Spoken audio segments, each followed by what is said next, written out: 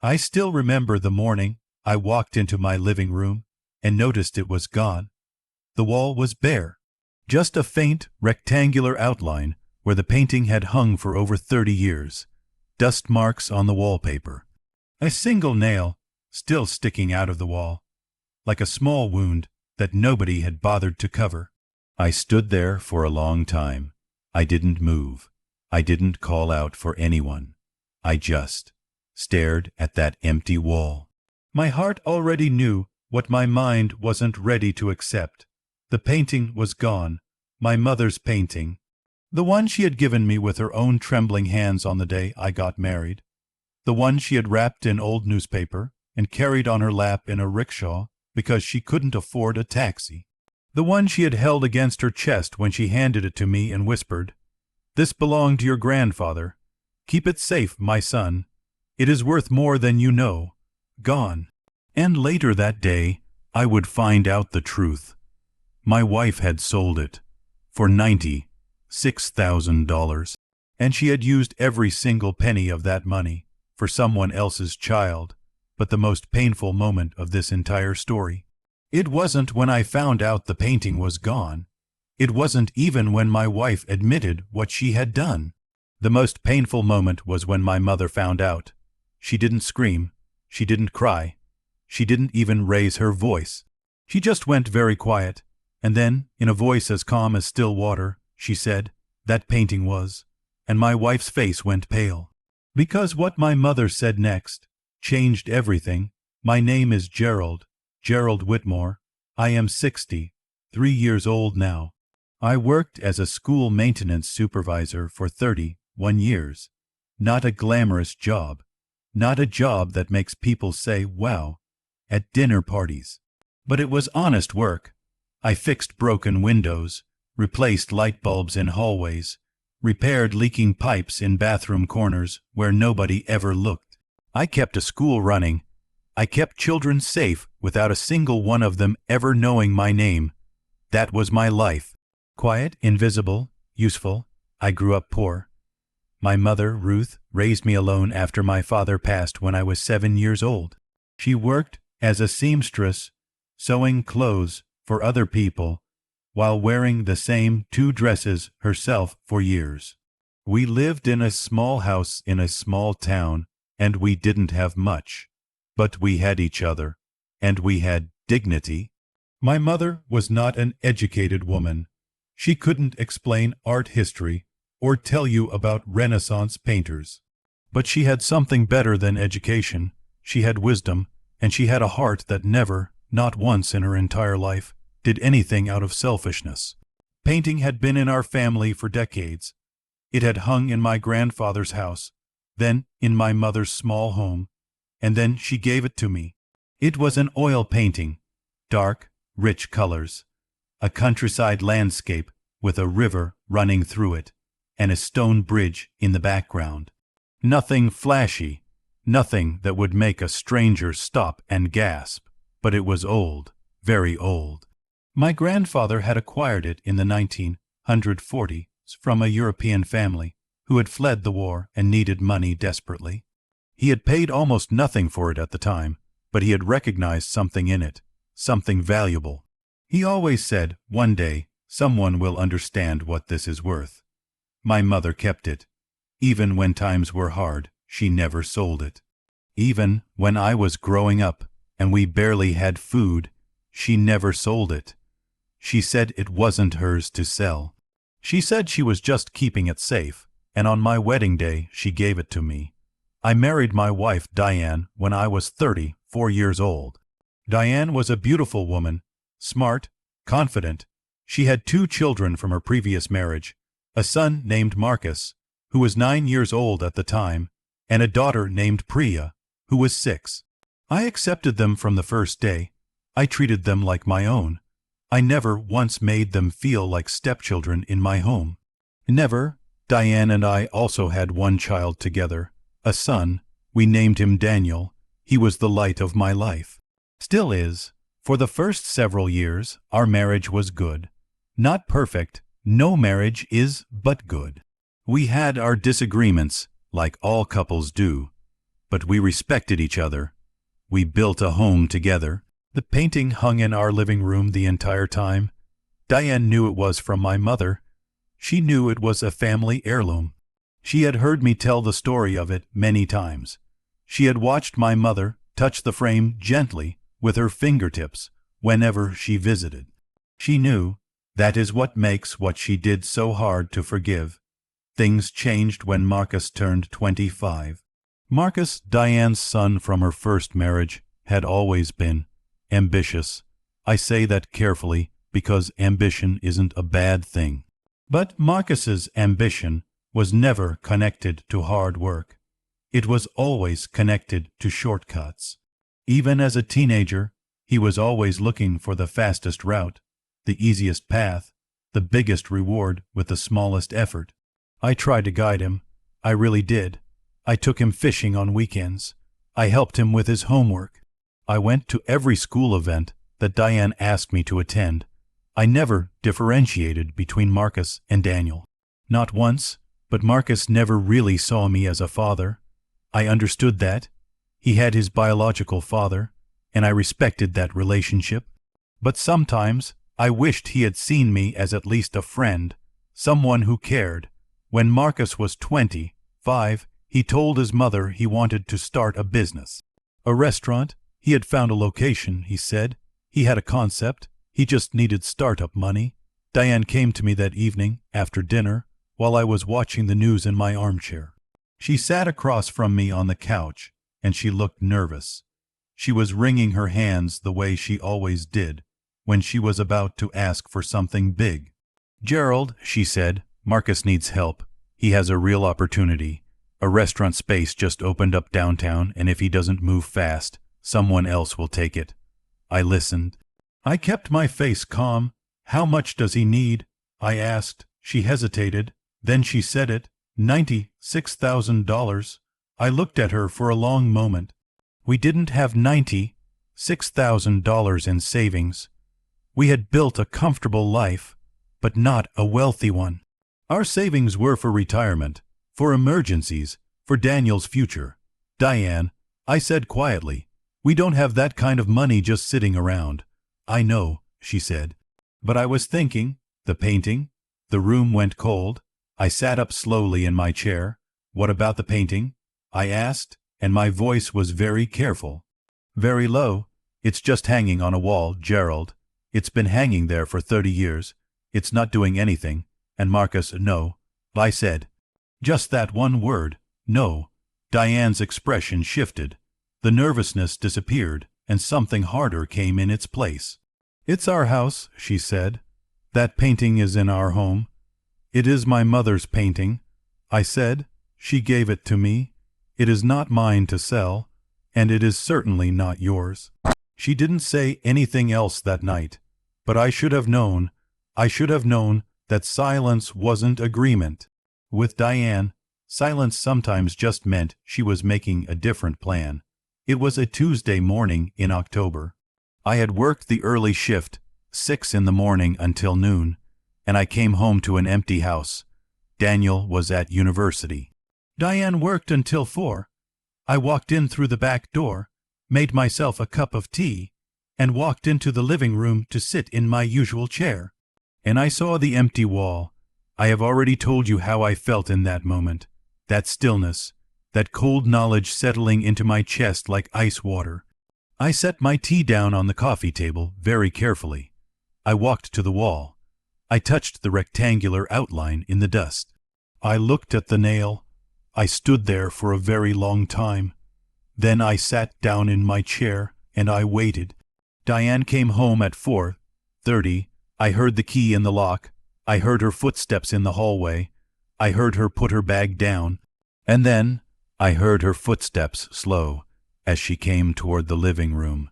And I knew she had seen me sitting there, facing the empty wall. She came in and stood near the doorway. The silence between us was enormous.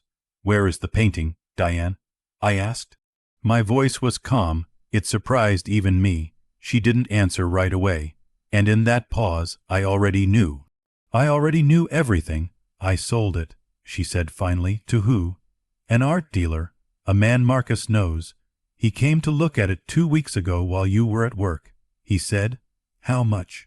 I interrupted, $96,000, the exact number she had asked me for, not $1 more, not $1 less. "And where is that money now?"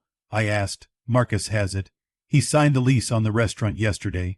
Gerald, this is a real opportunity for him. He's going to stop." She stopped. I stood up. I walked to the window. I looked outside at the street, at the ordinary Tuesday afternoon, at the neighbor's dog walking slowly across his yard. "That painting," I said, still looking out the window, "was not yours to sell. Gerald, we are married. What's in this house was not yours to sell." I repeated. Same tone, same quiet. I didn't raise my voice. I didn't throw anything. I didn't slam any doors. I picked up my car keys from the table and I left the house. I drove to my mother's apartment. My mother was 81 years old at this point. She lived alone in a small apartment about 20 minutes from our house.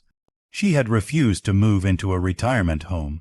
She was still sharp, still independent, still herself. She cooked her own meals, kept her own space clean, called me every Sunday morning without fail.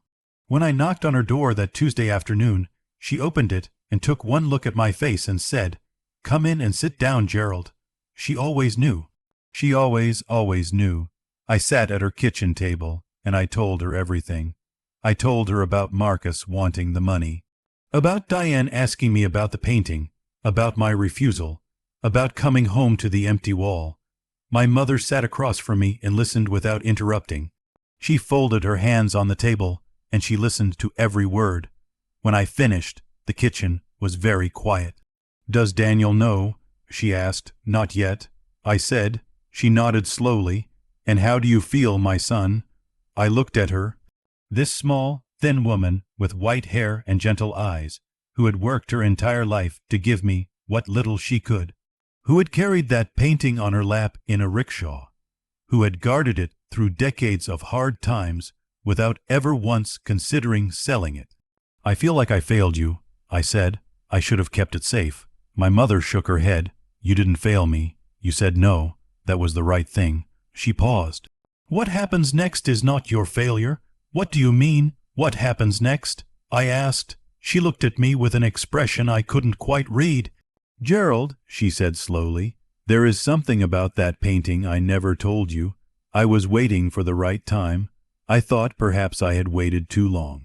She folded her hands a little tighter. "I think the time has come now." "What are you talking about, Mama?" She stood up and went to her bedroom. I heard her open the drawer of her old wooden desk, the same desk she had kept in every home she had ever lived in. She came back and placed a folded paper on the table in front of me. "Read this," she said. It was a letter, old, yellowed at the edges, written in neat, careful handwriting. I started to read, and as I read, my hands began to tremble. I need to tell you what was in that letter, because this is where everything changes. The letter was from an art authentication firm. It was dated 8 years ago. 8 years. My mother had received this letter 8 years before this moment, and she had never told me. The letter stated that the painting, the one my grandfather had bought from a European family fleeing the war, had been professionally examined and authenticated. It was not a simple countryside painting. It was an original work by a significant Dutch Golden Age painter from the 17th century. A real, documented, authenticated original. The authentication firm had traced its provenance, its ownership history, through records that had survived the war in a European archive. It had been part of a private collection. It had gone missing during the chaos of the Second World War. My grandfather had unknowingly purchased a lost masterpiece from a desperate family for almost nothing in the 1940s. And the letter's estimated value at the time of authentication, 8 years prior, between $4 and $7 million. My mother had been sitting on a painting worth potentially $7 million in her home then in mine, hanging on the wall above the television set, and my wife had sold it to an art dealer for $96,000. I put the letter down. I could not speak. My mother sat across from me, watching my face. "Mama," I finally managed to say, "why didn't you tell me?" She was quiet for a moment. Then she said, "Because I didn't want it to change things. I didn't want you to start seeing it as money. It was your grandfather's. It was a piece of our family. The moment people find out something is worth millions, they stop seeing it for what it is." She looked at her hands. "I was going to tell you when I felt the time was right, when I was sure you would understand." "Does anyone else know about this letter?" "Only the authentication firm," she said, "and now you." I sat back in my chair. My mind was running through everything. The painting, Diane, Marcus and his restaurant, $96,000. An art dealer. "Mama," I said quietly, "the art dealer who bought it, he knew." My mother nodded slowly. "Almost certainly." The art dealer had paid $96,000, the exact amount Marcus needed, almost as if he had done his research, found out what Marcus needed, and offered just enough to make the sale happen quickly and quietly. He had walked away with a painting worth potentially millions for the price of a luxury car. He had seen my wife coming from a mile away. "What do we do now?" I asked. My mother folded her hands again with that terrifying, gentle calm of hers. "We go home," she said, "and we have a family conversation." It was a Saturday when it all came to a head. Daniel was home from university for the weekend, Diane was there, and Marcus had come over for dinner, something he rarely did unless he wanted something. I had asked them all to be there. I had told Diane the night before that we needed a family meeting. She had looked at me carefully and asked if everything was okay. I had said, "No, but it will be." My mother arrived at 6 o'clock. I let her in at the front door, and she walked into the living room with her coat still on, and her old leather purse on her arm. She looked around the room, at each person sitting there, and then she looked at the empty wall where the painting had been. She stood and looked at that empty wall for a long moment. Nobody said a word. Then she sat down in the armchair near the window, the one she always sat in when she visited, and she folded her hands in her lap and she waited. Marcus, to his credit, looked uncomfortable. He was sitting on the far end of the couch, his leg bouncing, looking everywhere except at my mother or at me. Diane sat in the middle of the couch, very straight, her expression already slightly defensive, the look she got when she felt a confrontation coming and had already decided she wasn't wrong. Daniel sat in the other armchair, watching all of us, trying to understand the weight of what was in the room. I stood near the doorway. I asked everyone here. I said, because I believe in honesty, and I believe a family should face hard truths together. I paused. "Diane, would you like to tell Daniel what you did?" Diane's jaw tightened. "Gerald, would you like to tell him, or should I?" A silence.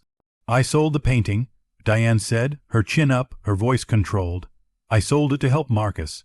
He needed the capital to start his business, and we had an asset sitting on the wall doing nothing." "It wasn't your asset to sell," I said. "It was in our home, Diane." My mother's voice, quiet, absolute. Everyone looked at her.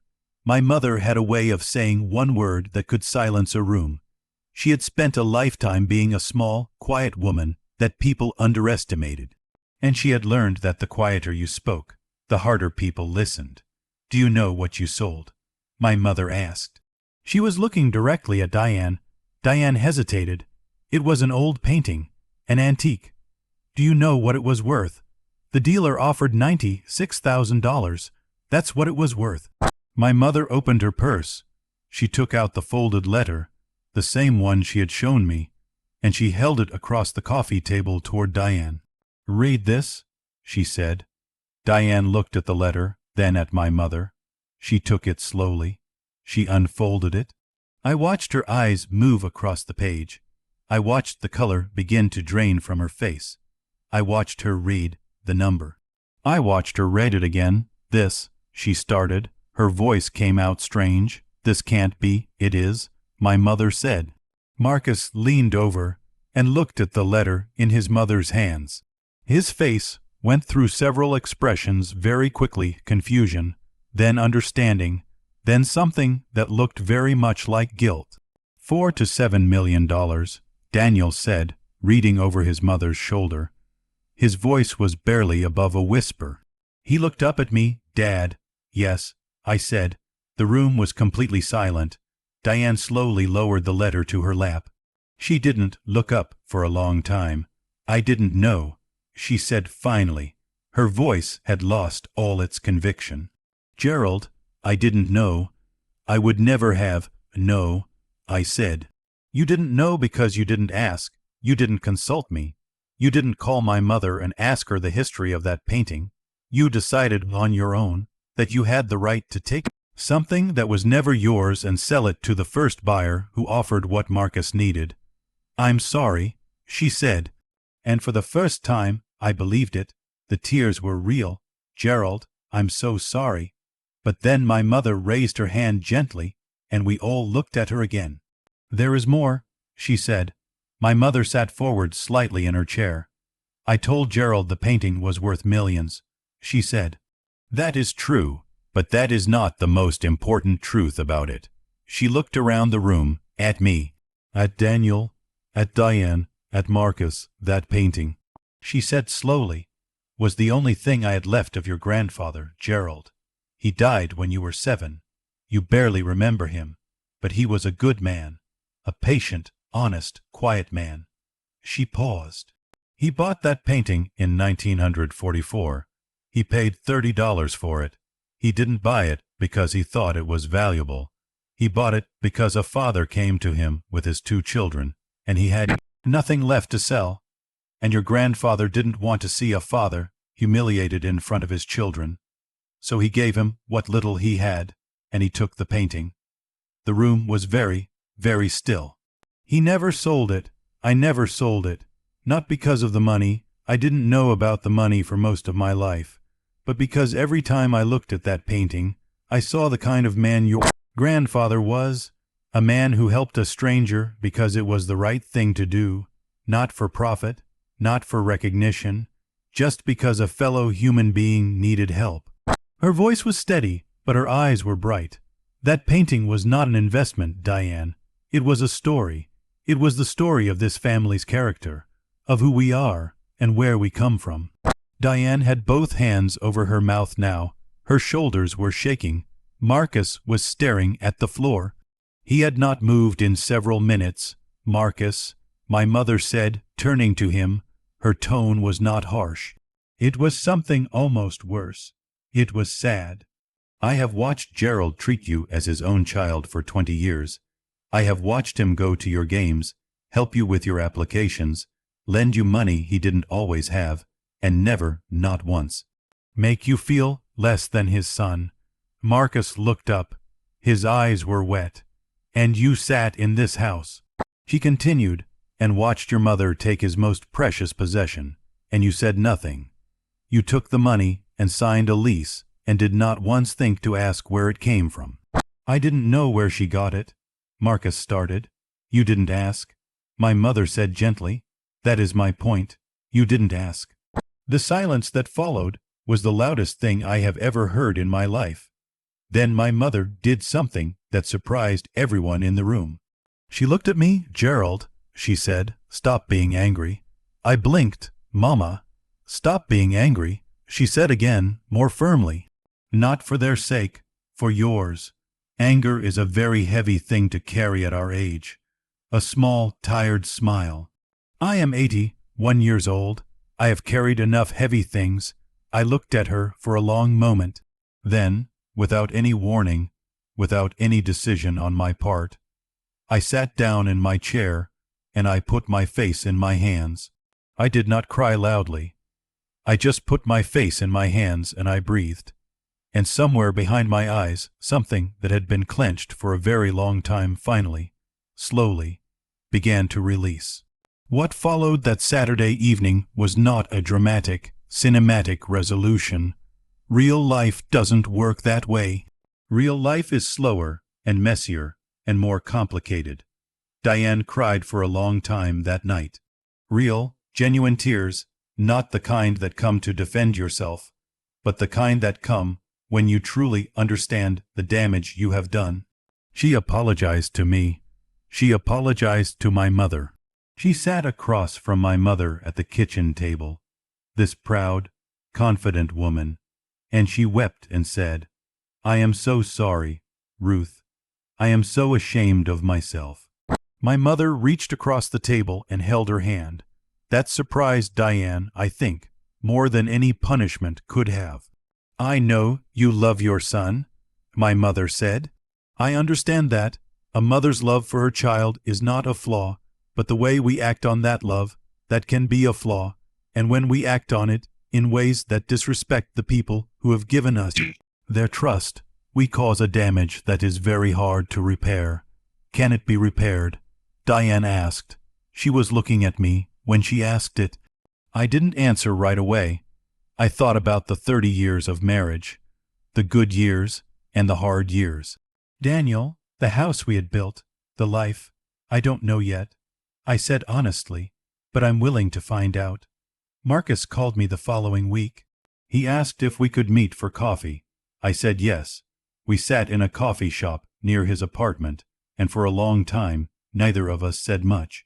He wrapped his hands around his cup and stared at the table with the expression of a man who has been rearranging his understanding of himself for several days. "I want to give the money back," he said finally. "You can't give back what's already spent." I said, "The lease is signed." "I know, but I want to. I want to try to get the painting back." I looked at him. "I've been looking into it," he said. "The dealer?" I did some research.